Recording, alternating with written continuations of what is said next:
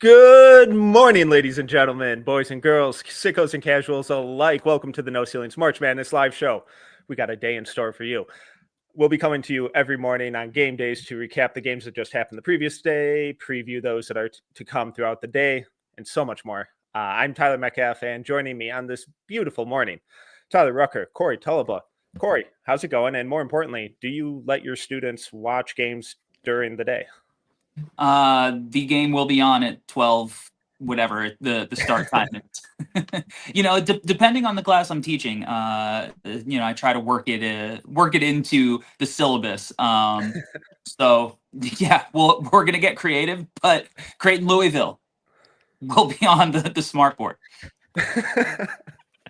Love it. Rucker, how are we doing? I'm doing great. Metcalf, more energy in the intro than I've ever had from you. Full night of sleep, couple cups of coffee in the morning already. We're ready to go. It's amazing what happens when we get some sleep. Yeah, must be nice, huh? Enjoy it while you can. Yeah. I'm pumped up. I'm foaming at the mouth. Feel like it was Christmas Eve last night, so I'm really excited for this one. Really proud of Corey for making sure that games are going to be on. Those were always the coolest teachers, so I'm not surprised, Corey. Like way to set the tone. No, we'll see. There's actually been Wi-Fi issues all around in the building, so who knows what's going to happen later on in the day. We'll see. Alone with my thoughts. Who knows what's going to happen? Yeah, it's been a whole thing today.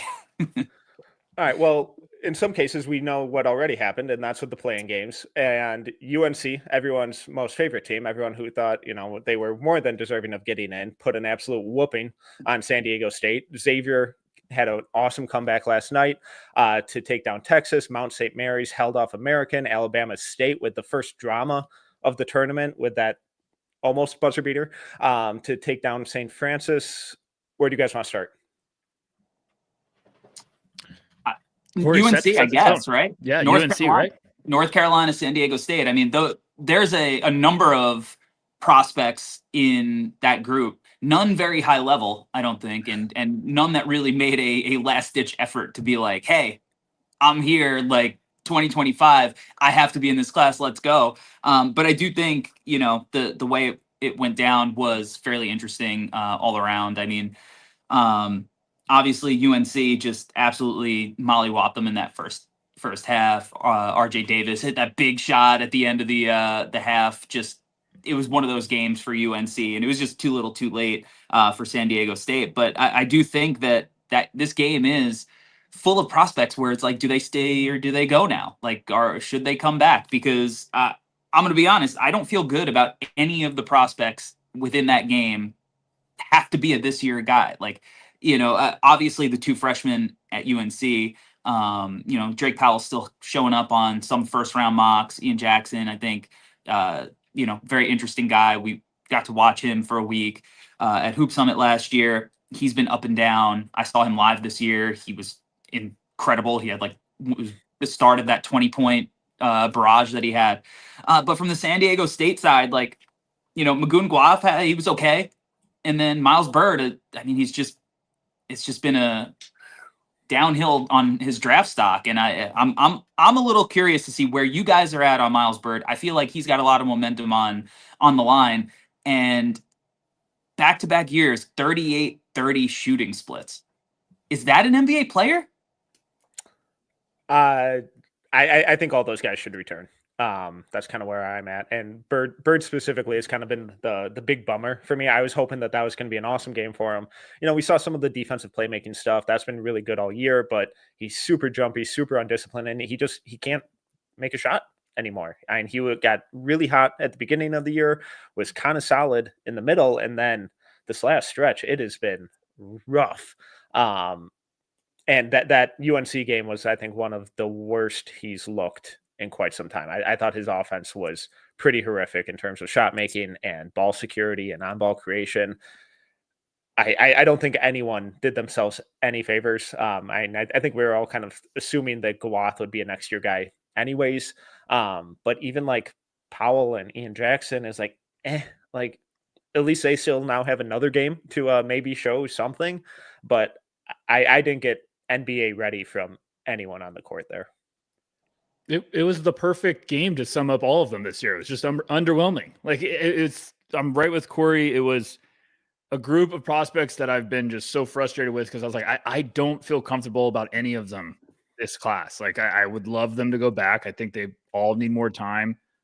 Corey mentioned it. Like we all got to see Ian Jackson at Hoop Summit. I got to see him at Dame Lillard's camp. Like I'm a fan, but it just hasn't really been there consistently. Like this is why we always are stressing patience with these prospects because like hot heaters happen, cold stretches happen, but like Miles Bird has just been falling, when it comes to his efficiency throughout the second half of the season. He got out to a great start.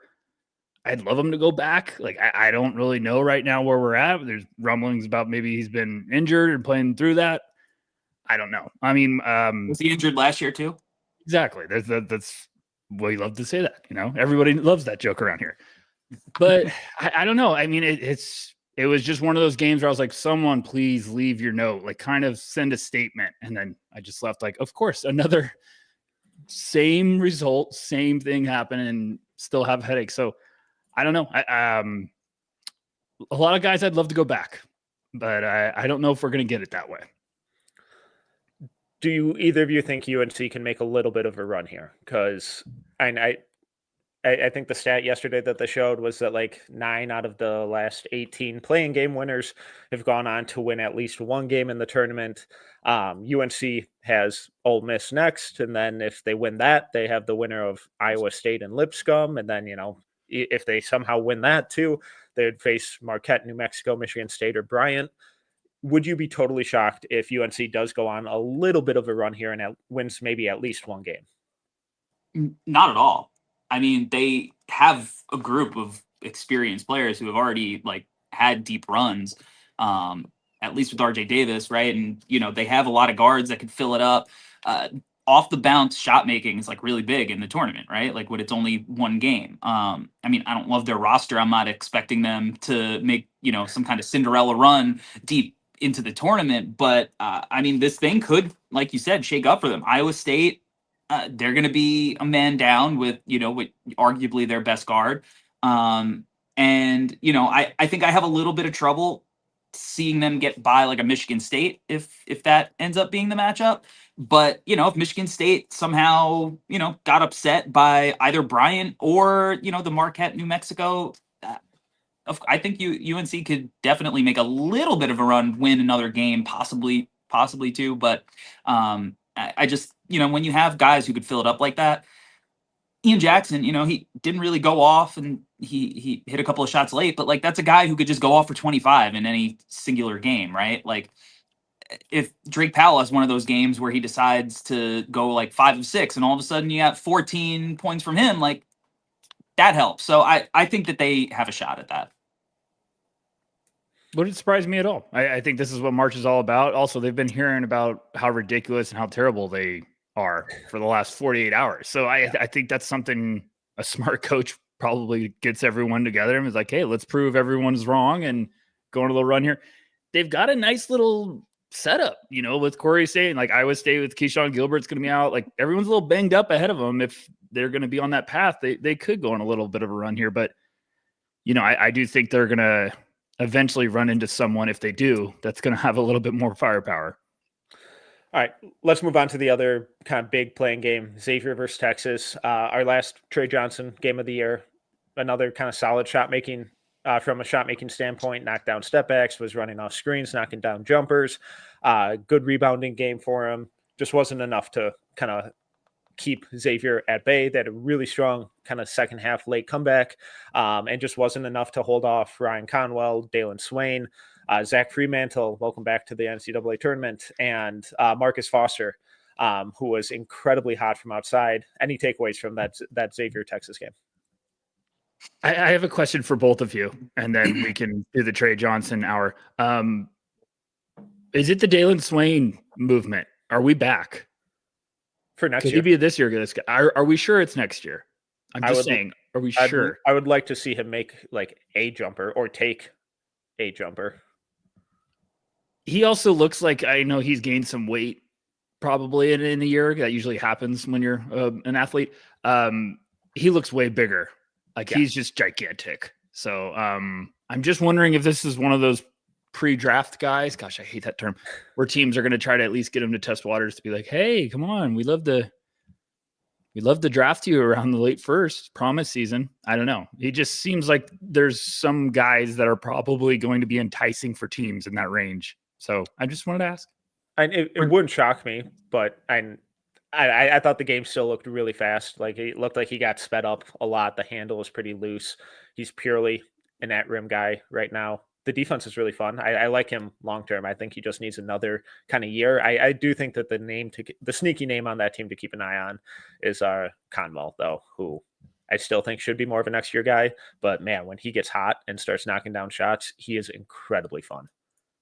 Yeah, Swain, early on in that game, every time the ball hit his hands, it was just like fumbling all over the place. Yeah, he was fumbling that he couldn't catch. Did have that big offensive rebound late in the game. That was huge.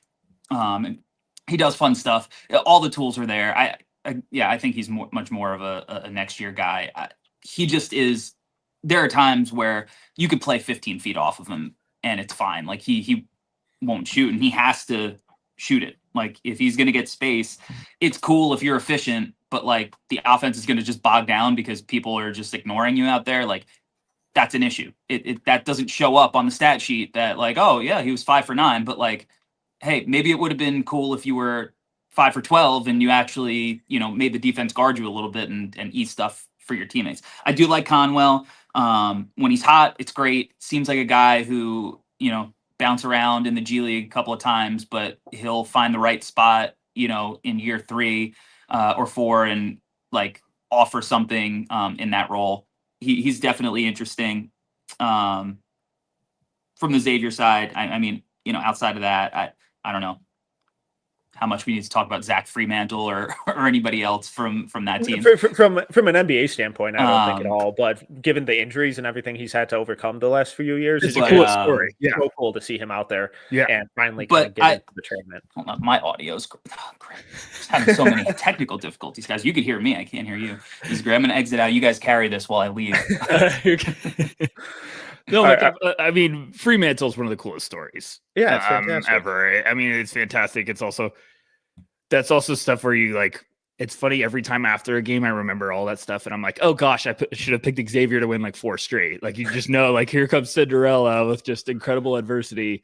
That was a dynamite drop in too, right after that line by Corey. So I mean, and Swain's interesting to me. It's. I just wanted to go back to that. It's the same thing we were saying with Ryan Dunn last year of like, that's not the same level defender right now, but Dunn, we were like, at this point, he's a second rounder because like you can't even, what is he going to do offensively? Now it kind of turned it around, but that doesn't happen every year. So yeah, he's just interested in me. I've been a big fan, but I always feel like it's like, okay, one more year. So Dex's thoughts, what do you got? Trey Johnson rocks. A lot of fun. Rest of the team. That team in general, from top to bottom, seems like a bummer to play on. Yeah, it doesn't look great. It's not good when your coach is getting rumblings of being fired like less than 20 minutes after the game finished. I thought it was like 4 days before the game tipped off. I mean, yeah, even that. But I was just like, oh, the reports it was in the drafts by people. So yeah, it was funny because I'm seeing a lot of people that were like, hey, Trey's play at the end of the game, which wasn't great, when he took that 3 kind of lollygags back on defense and then had the N1. I was like, yeah, that's not a great play, but I was like, they're also not in the game without him. Yeah. So I hated people saying like, oh, it was his fault. It's like, okay, let's calm down a little bit. So I still love everything I've seen from him. Does he take some tough shots? Yes. That's what, bucket getters sometimes have to take tough shots. So I've loved a lot. And I still saw some great playmaking stuff. I think that it's slept on, but go ahead. Corey, any Trey thoughts? Never mind. All right. So then the other 2 playing games, Mount St. Mary's versus American, fun game. Some of the shot making ball movement was really fun. Alabama State had the last second Hail Mary that went in with like 0.3 seconds left to hold off St. Francis. I don't envision either of those teams making any run, but congrats. Yeah, congrats. Corey's been in and out every 5 seconds. I love it. Yeah, I love the effort.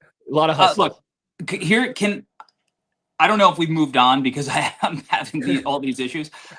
Can we talk about Trey a little bit? Because I know you two both love Trey, and I'm having some issues with him. I love this. Just pinning down how I feel about him, because I am certain that he is a 20-point scorer in the NBA. I am not so certain if I want my team to be the guy he's scoring 20 points on. Is my main thing. The more I watch, it's like sometimes it looks so effortless. And for him, it's just like, okay, well, then I'm just going to keep shooting these shots, and because they're easy for me. Obviously, we know that his rim stuff, that's going to improve. I thought he got better at it this year than at least he was in high school. I think the defense is, if you can get him to be average one day, great. When he's on the ball, sometimes the effort looks good. Off the ball, it seems like he either gets caught ball watching or getting too focused on his man, and sometimes he'll turn his back. That stuff you could be coached. That could be coached out. I don't know if his mentality could be as a score first, shoot first guy. I don't know at what point or if that could be kind of coached out, because I know he could pass. We've seen it in person. When he does make plays, like sometimes you're like, oh, that was a really nice pass. My problem is the mentality of him as a passer, which is, unless I have to do this thing, I'm not going to. So if I get my drive cut off, I'll pass the ball. If, two guys come at me, maybe I'll pass the ball on the perimeter. I might still shoot it. And I'm trying to figure out, at one point, is he going to be like, I am a threat almost anywhere on the floor, and I'm going to see double coverages, and I'm going to cause chaos. And that means that defenses are going to be in rotation. And maybe sometimes I could just make a quick decision or move off the ball and hit somebody, and we could get a better shot as a team. I just don't know how much he is going to influence winning if he sticks with the style that he plays. It's not always easy. We've seen Cam Thomas do this for years, and sometimes the mentality just is what it is. And Cam Thomas is a guy who's proven he can be a passer when he wants to. It's just, how often do you want to? And that's my big gripe with him. It's why I don't know where to place him. It's why I think he's going to be so fit dependent, and not just fit within a team structure, but in an organizational structure where, how are they going to keep these guys in line, disciplined?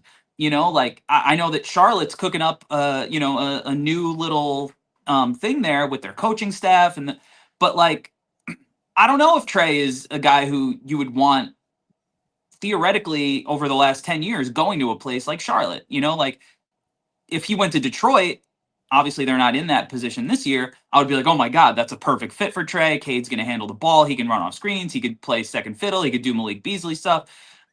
I'm having a lot of trouble with him, guys. So I need you to, if I was a team in the top 5, 6, 7, how do you make me feel more comfortable with his play? So my counter, I get all that because it's very real. But also all of those issues and concerns that Corey just brought up as he conveniently dips out. All right, here he is. Just keep going. You're good. All right. What you said about having to pass only as a last resort, and once you have to. Isn't that what the entire Texas offense was? I feel like that team didn't have any direction. They didn't have anyone as a point guard who could run the show.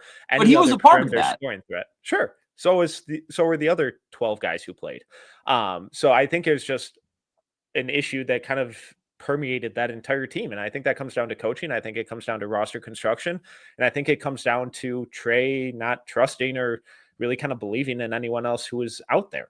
The problem is those guys aren't bad though. Like Tremont Mark, like Arthur Kaluma, these guys could play. I don't know if I believe in the trust. I just think all of those guys in particular are that style of player where they'd rather score than pass.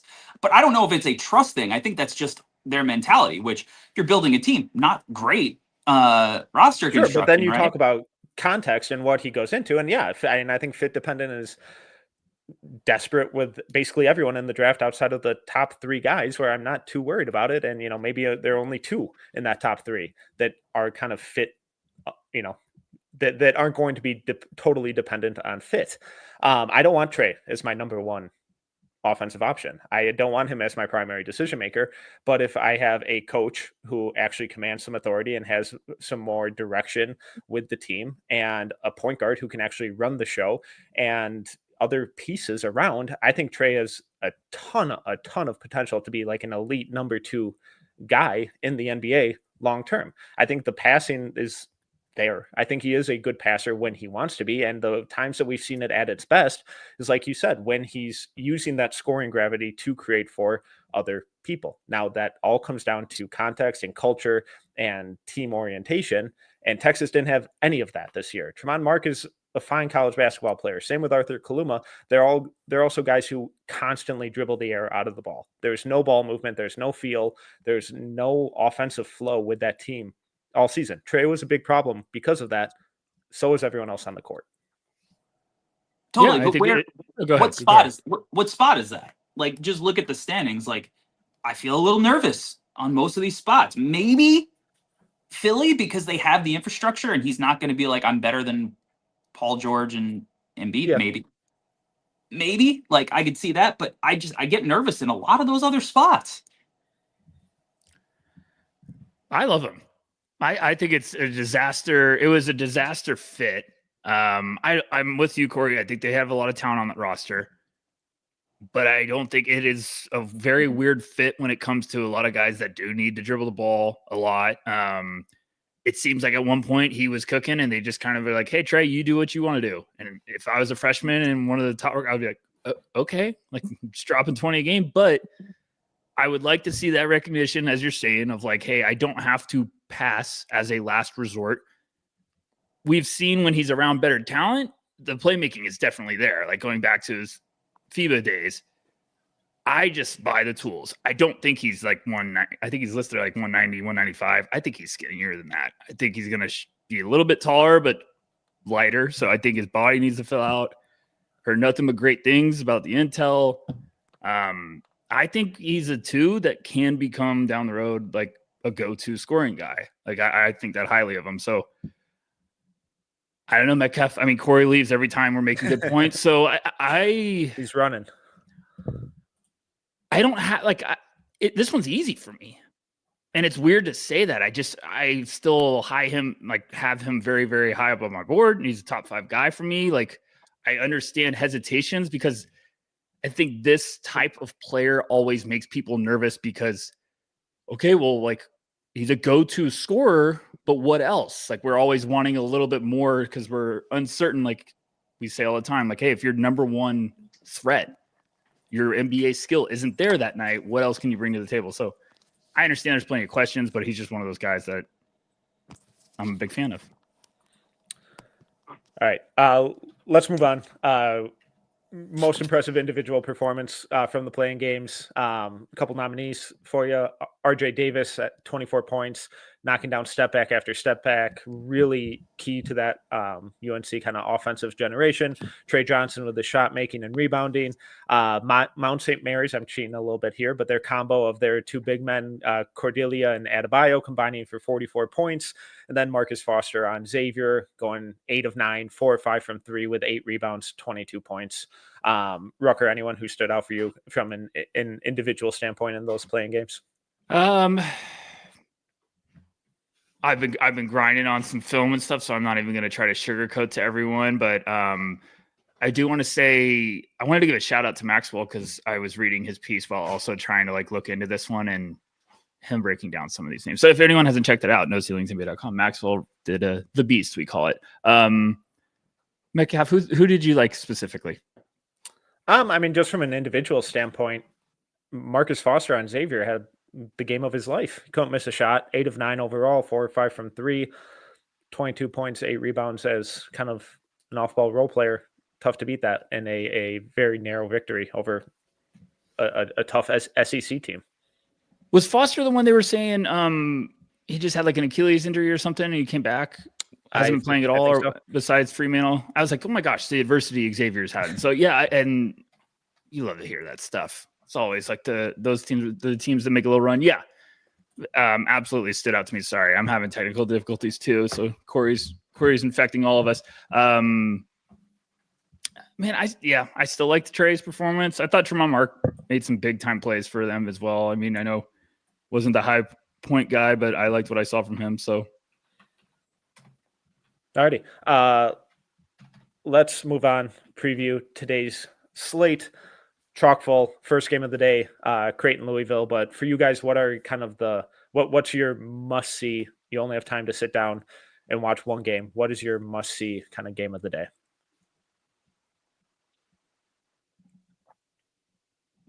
Corey can't hear you. Unbelievable. This guy. I'm killing us right now. I'm interested in Drake. Drake, Missouri is my game. I think Bennett Sturts has an opportunity. He's starting to pop up on some mocks and boards, mostly in the second round. I think he has a big opportunity to make a little run in March and get himself into that first round conversation. I think that he has very few weaknesses as a player. The weakness, if you were to talk about one, is like, can he do it against higher level competition, right? Like mid-major guy, yes, cute, Drake 30-3, this is great. But can he do it when, they're playing real teams? Now, he played well against that competition, in the non-conference games when he did play some of these, I guess higher level teams, but it's time. And he's got a big stage. All eyeballs are going to be on him.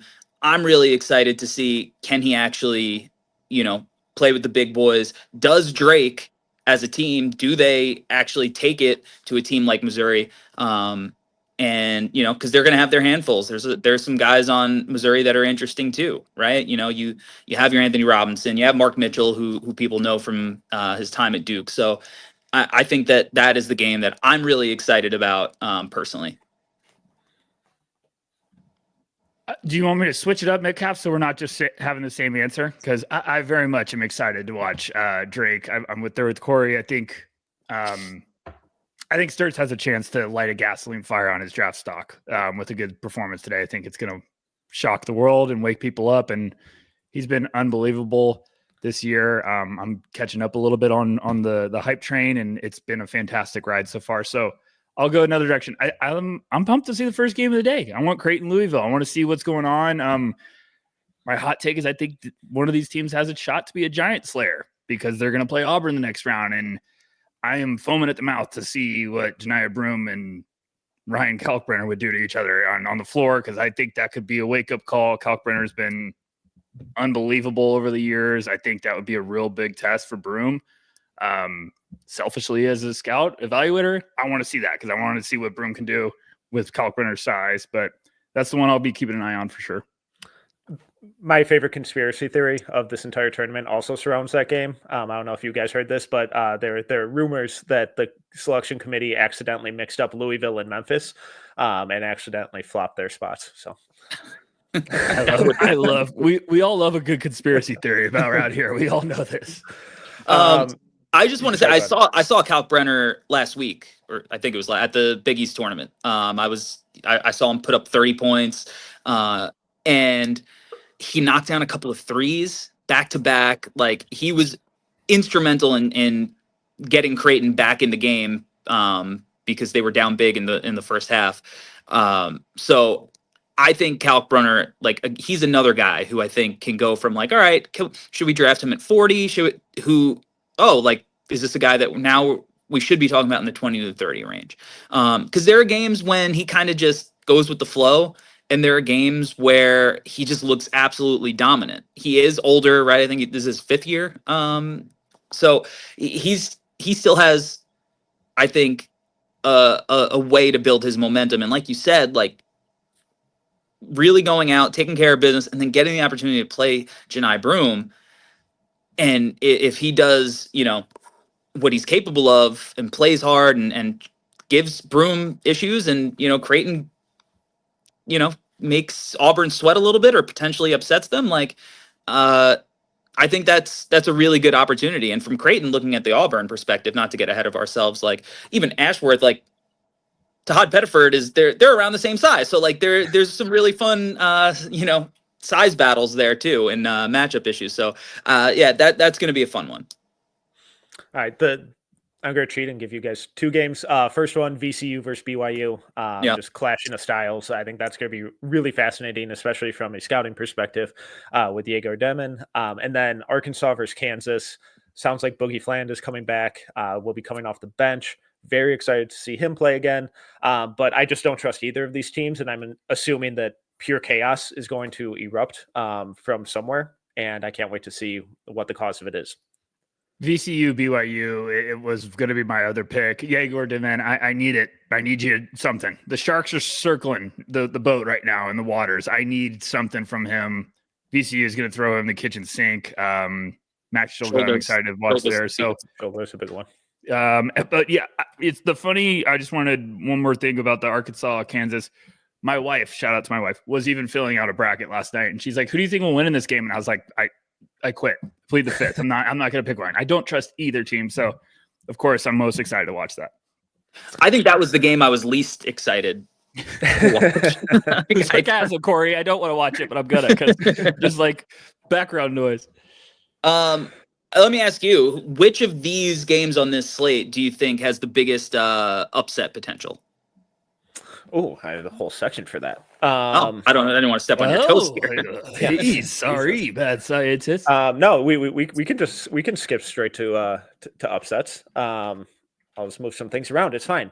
Outlines mean nothing apparently. Cut the cheese. Did you send an outline? Cheese? I knew I forgot something. I have a whole bunch on here, but first one I'm going to go to is VCU versus BYU. I just think that clash of styles is really, really fun. And I think VCU has a really good opportunity to kind of muck it up and make things kind of gross. Yeah. I think it's really tough when BYU was just on an absolute heater at the end of the year and then lost right at the end. It's always tough, I feel like, to like, okay, let's start over again, like right when you're also about to get nasty with the tournament. So I think VCU is a good one. Metcalf, I'll throw this at you just so we can get personal. How worried are you about San Diego, UC San Diego today? A little bit. I'm not loving it. So is the stat they're good at forcing turnovers and Michigan's one of the worst turnover teams? Yes. So, okay, so that's a good one. UC San Diego is second in defensive turnover rate and 6th in offensive turnover rate. So they turn the ball over a ton and then take really good care of it on offense.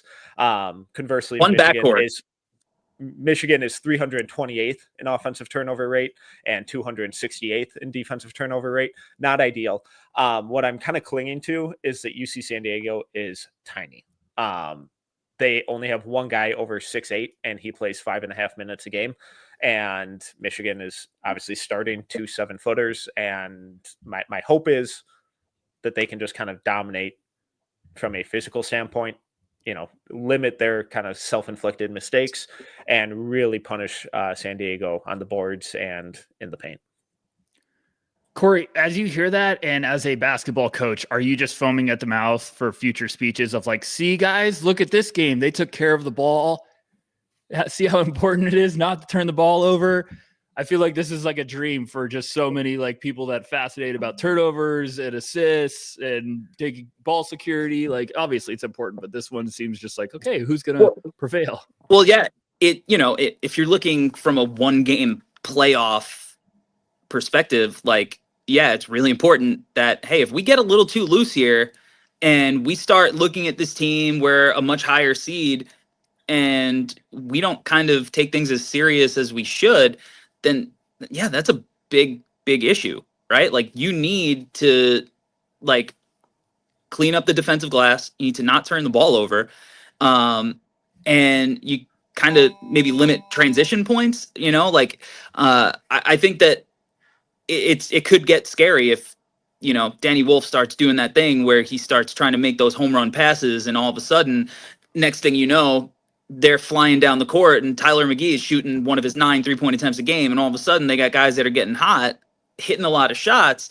Like that could be an issue for sure. The size advantage thing, obviously that's a major problem for smaller teams. And they're going to have to get creative in how they decide to front the post and how disciplined that backside help is coming when there is a front. But that's it. Also, for teams that turn the ball over a lot, when you're trying to force feed the size, you could prepare for that and you could figure out ways to kind of anticipate it and try to, generate some turnovers that way too. So I do think that, if Michigan kind of just glances over this and matchup, and I don't think they will, but if it takes them a while to get going, it could be a situation where they at least have to like fight back to get into the game. And what happens when you get down and you start pressing, you start taking more chances, and that whole thing could snowball. So I do think that you could circle it, maybe not in pen, but in pencil, that things could get a little scary there. Yeah, I'm not pumped. And, at least on the bright side, I get to end my day with it. So yay. Sure. Just perfect stuff. Couple other ones that I am kind of intrigued by. I know High Point hasn't played like anybody, but I think this Purdue team is a fraud. And if High Point can control the paint like at all, I think they have a really good chance at it. And they rank, especially rebounding. High Point ranks 58th in offensive rebounding rate and 15th in 2-point field goal percentage. Purdue ranks 198th in defensive rebounding rate and 348th in defensive 2-point percentage. Just a thought. The counter to that is it's Purdue, and Braden Smith is really awesome. And High Point hasn't played anyone, but I think that's kind of a fun long shot one to keep an eye on. My Miles Colvin stock has not been. No, it's been rough. Yeah, it's that's in the tank. I still have some, but I just haven't really been telling anybody about it. So I hear you. Oh, just hang in there. We're gonna be okay. Yeah. Go ahead, Corey. No, we'll see where the transfer portal takes him. See if he can rehabilitate it. I'm kind of all Maybe in on Queens. I'm kind of all in on rooting for High Point today. I was trying to find it. I think there's some incredible fact that their campus offers free ice cream to the students. Yeah. And there's something else that was incredible. I'm trying to find it right now. It's like they get like one free steak dinner a month or something to practice high dining etiquette and all that kind of stuff. That's unbelievable. Their campus looks beautiful. So I was like, wait, is this the best place ever? Like, and I just showed my wife that. She's like, do we send our kid there one day? And I was like yeah, easily. So I'm pulling from all day. So are they just like the East Coast? Steaks? Are they the East Coast Pepperdine? I don't know. It's in North Carolina, right? Yeah.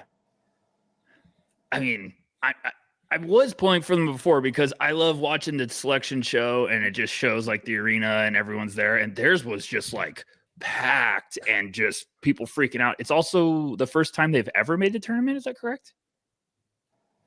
Not sure. Okay. I think that was what they said. So yeah, the ultimate Cinderella that appreciates ice cream. Like I'm in. And steak. Hopefully they only cook it a couple of ways. Couple other upsets that I think are worthy of keeping an eye on. Yale over Texas A&M, and then Utah State versus UCLA. Either of those interest you guys? Yo, Yale. I've been riding Yale all year. John Poulikitis is I think he's a dude. I think he's draftable in the second round. I think he's arguably the best shooting prospect in this class. He has performed well in big moments against real teams. I think he had 28 against Auburn last year in the tournament when Yale upset Auburn, a team that obviously Danny Wolf was a part of as well on that Yale team. But they got guys who can really play. I think Bezim Bang is going to, he's the type of defensive player that could really give A&M's guards who are just kind of hot or cold, mostly cold, real issues with his defensive pressure. And they just play a really fun brand of basketball. They share the ball. They shoot a lot of threes. And I think if, they can get an efficient game from Poulikitis, who, again, not only did he play well against Auburn, he played well this year against Purdue earlier this year. He's not going to be afraid of the moment. These guys on Yale aren't going to be afraid. They've been here. I think that's going to be a really fun game. Yeah, I feel like at first glance, when you see Texas A&M versus Yale, you just imagine that A&M is just going to be able to bully them just because of how physical they are, how good of a rebounding team. But Yale still has the 23rd best defensive rebounding rate, the 71st best defensive free throw rate, and they shoot 38.5% from three, which is 10th in the country. So they rebounded at a high level, they don't foul, and they knock down threes. If they can get hot and, kind of control the boards, or at least hold their own against the physicality of A&M's front court, I think they have a really, really good shot to kind of upset an A&M team that is incredibly streaky at best in terms of shooting. Other game I wanted to mention that I'm kind of keeping an eye on, Georgia Gonzaga. I feel Gonzaga's an 8 seed. I feel they're way better than that seed. They just had a little bit of a roller coaster year, but like that team's scrappy. This is like a Gonzaga team that would not shock me if to make a little bit of a run. They have a big monster to potentially get over to make that run in Houston, but we know what March is all about. If they get past them, they could really get on a heater. But kind of a team that can score. I think they've got five guys in double figures scoring. Their sixth is at 9.4 points per game. So a lot of guys can fill it up. Ryan Nembhard's fantastic, but Asa Newell, I just want to see kind of, we talked about with North Carolina and San Diego State of like, hey, as evaluators, we want that last impression. Well, if this is going to be Georgia's potential last impression, I want to see something from Asa Newell, guy that I go back and forth with all the time, hot and cold. I like him, but just want to see what he can do today against, this is a tough team, Gonzaga. And I think that's a perfect kind of spot to transition over into some of the top prospects to keep an eye on specifically today. And Asa Newell is right at the top of that list for a lot of people. For a lot of people, he's a lottery talent. And this Gonzaga team is going to be a really tough matchup for him. I know he faced a lot of really talented bigs all year in the SEC, but now going against one that you may not have the best scouting report or the most detailed or familiarity with Graham Ike, Ben Gregg, Michael Ajayi, even Braden Huff. They have some really talented bigs that could give him some issues or kind of give him an opportunity to showcase both, kind of some of his perimeter versatility along with his defensive versatility. Yeah, I'm trying to think, Metcalf, who would be the highest prospect for you on your board right now? It'd be Asa playing today. Asa, and then I feel bad because I've moved them down a bunch. I'm starting to make a U-turn on Jaeger Demen, but he's on my list still. I know I'm gonna buy back in, but Jaeger Demen's got a big one today. Trying to think of anybody else. You guys can cut me off. I feel like this is a big day for some second round guys to kind of submit themselves like, hey, I'm in this class. Like I'm gonna make some noise. Like RJ Lewis, I think's got a really big month or a couple of weeks from St. John's. I like him. Every time I watch him, I find something else with this game I'm intrigued with. Crazy athlete. I think he just also makes a bunch of like show-stopping winning plays sometimes, whether it's just a big rejection or whatnot. I'd like the shot to be a little bit more consistent, but there's a hooper there. Maybe a guy that needs to spend some time in the G until he gets to consistent, but I like him a lot. A couple other guys on that St. John's team to keep an eye on. Zuby Ejiofor, or Ejiofor, I believe. Sorry. And Aaron Scott as a couple deep cuts. I think Ejiofor is more of probably a next year guy, but man, he's improved so much this year. But that St. John's team, a couple guys, RJ Lewis, definitely the top one. Other kind of first rounders, Jaeger Demen, we've talked about him at VCU. Danny Wolf versus UC San Diego. That's a big one. And then Boogie Fland coming back, seeing how he looks against Kansas and his veteran counterpart in DeJuan Harris. That'll be really interesting. And I think it's really cool that Fland is coming back because I think it kind of gives you a little sense of where some of the feedback he might be getting is landing him. And I think he's a lot better than what some of his numbers appear to be. I agree. I think it's a big opportunity for Boogie to kind of remind everyone of what he can do on the court. He'll be fired up. Danny Wolf, it's a very big game today. It's one of those, like, he should dominate. He should really have a box score filler. I'm trying to, there's a lot of names I'm really excited about because I do think they could kind of cement themselves as like legit second round value guys in this class. Like Flory Badunga is probably a next year guy. I'm leaning that way. I still think you never know what could happen with March. Max Shulga's been getting some buzz. Like the Hop Pettiford could be the darling. We were talking about Bennett Sturts. Like Pettiford could be the darling of March Madness. Like he's lightning in a bottle. John Tanji's probably a little rich for my taste, but like you never know with a run. He's a little bit older. He's still having a great year for Wisconsin. And then Houston Metcalf, we've talked about with like Emmanuel Sharp and I always say his name. Milos Uzan. Is it Milos? I always want to say it's Milos. Okay. Those are one I always think I'm saying it wrong. Like there's a lot of guys that I think this is going to be a fun day to kind of see what they can do. Yeah, I definitely think Sturts kind of has the most to gain. Because if they get stomped by Missouri and he just kind of plays okay, then it's like, all right, whatever. Yeah, like, all right, cool. You're a next year guy. We'll figure it out then. But if he really shows off and continues that play from the conference tournament, and basically how he played all year against a really, really good Missouri team, now we're talking, oh shit, you might be a this year guy. You might be a first rounder. How high can this stock kind of keep going?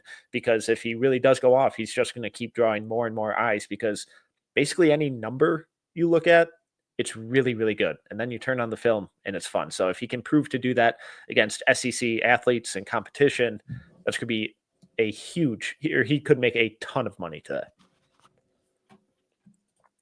A couple other names to just kind of keep an eye on.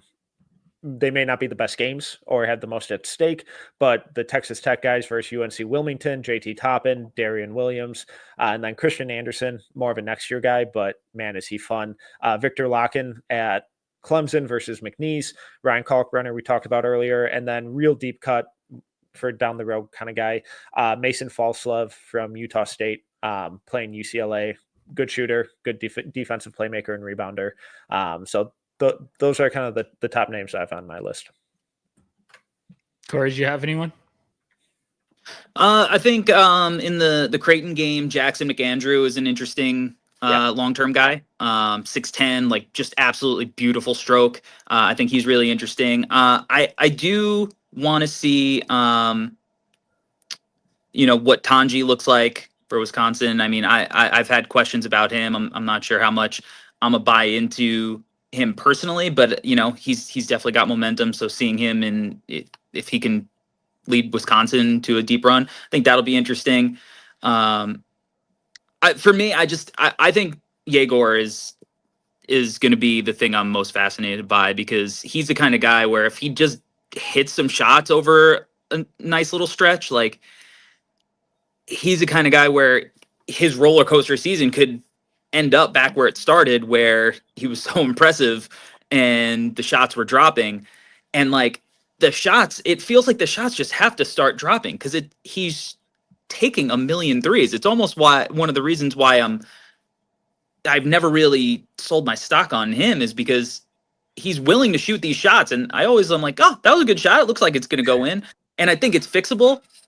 So if those shots go in, and a lot of people are seeing him for the first time, including maybe the ownership that's watching the NCAA tournament from NBA teams, and they start asking around, like, I feel like Yegor at 6'9", with the passing is going to be there, but if he could just make some threes, and all of a sudden he's 15 points, 7 assists over the net, a nice little stretch, I feel like his stock can go way back up, even if it's a small sample. And Stats FC online will probably rip us for talking about it helping his stock, but I really think Yegor has got an opportunity, because he's starting to drop down into that 20 to 30 range a lot of places, and I think he's got a chance to kind of flip the script and get himself back into that top 10.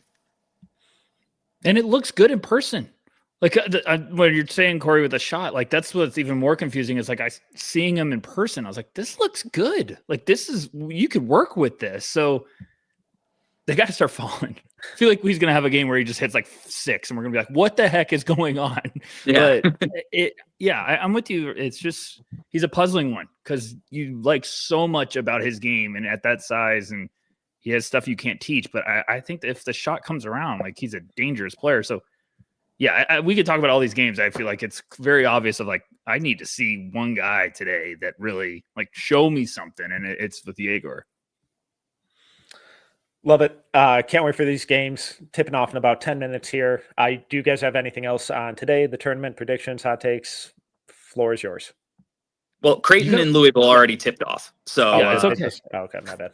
It's okay. It's it's a warm up. Oh, Metcalf, 12:15. you've got a little pep in 35. your step, so I kind of want to see. Do you have anything you want to get off your chest? I got nothing. I got a little bit energy from you. Like it's fantastic. We don't get this Metcalf a lot. It's like I got five more days of this. I got to keep something in the holster. Well, I mean, is there? I don't know. I mean, do you have any other thoughts about like first round guys or other than Yegor? Do you have like someone you're really wanting to watch today? Oh, go ahead. I've heard, I heard speaking to some people at the Big East tournament that I think JT Toppin actually has a big opportunity for himself in deciding what he wants to do. He's going to get one of the biggest probably NIL offers, out of any player in college basketball.